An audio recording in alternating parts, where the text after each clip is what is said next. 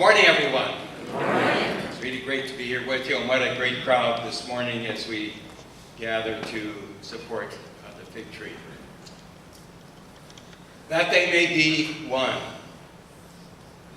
The gospel mandate remains, and it must and need continue to unfold in our lives, in our community, and in our world. Isn't it fascinating to see what has happened in the last 50 years in our country, or perhaps even a bit longer than that? I grew up in the Menhau Valley.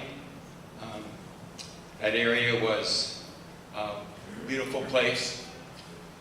Very few of us Catholics there. But I must say that our language and the language of the various religious groups was a bit negative towards each other. However, God has a sense of humor. My closest friend was Tommy Dunbar of the Evangelical Methodist Church in Menhau. And I remember one day, Tommy, we were playing, his dad was buying groceries, and he invited me to go into the church. And I hesitated, but he was such a close friend. You don't turn good friends down. So I went into the church, and I just wondered, is the roof going to fall down over me? What will my parents think? What will the pastor think?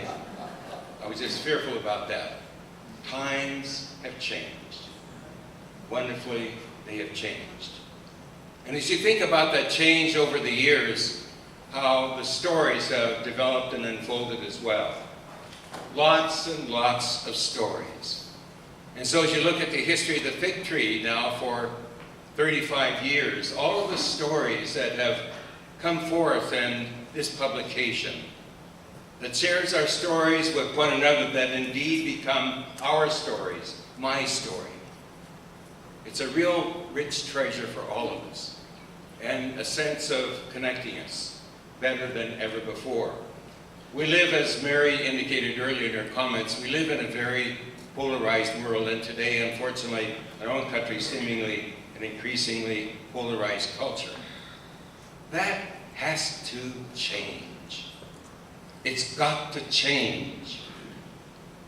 So we look at a publication like the Fig Tree that helps us to connect with one another, that helps us to share one another's stories, that gives a sense of vision and outreach to those who are vulnerable in our community. All of that in a remarkable, remarkable way. Pope Francis recently has really focused on the need for dialogue, the need for inclusion, no to exclusion. He's very strong about that. And also, Christine, as you mentioned, the need for discernment. We live in a dramatically, rapidly evolutionary time. And we need to continue how the Spirit moves in our hearts and in our lives to make us more and more one. That's our vision, and that's our hope, and that's our dream.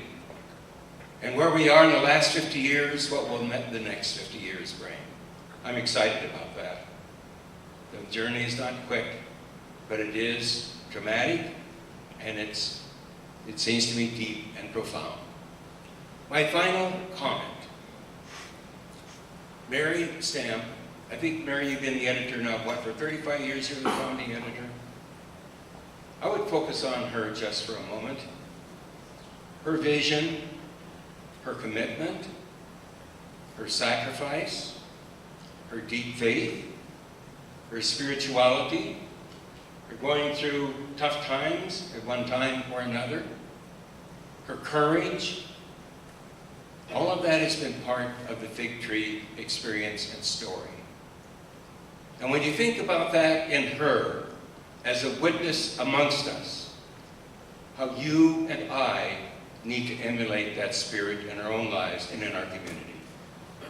And so, Mary, I want to express on behalf of all of us, if I may be presumptuous about that, to thank you so much for what you've given to this community, to our religious community, in the ecumenical and interreligious relationships, how you've helped that to grow and to develop. Thank you very, very much, and congratulations. It's wonderful.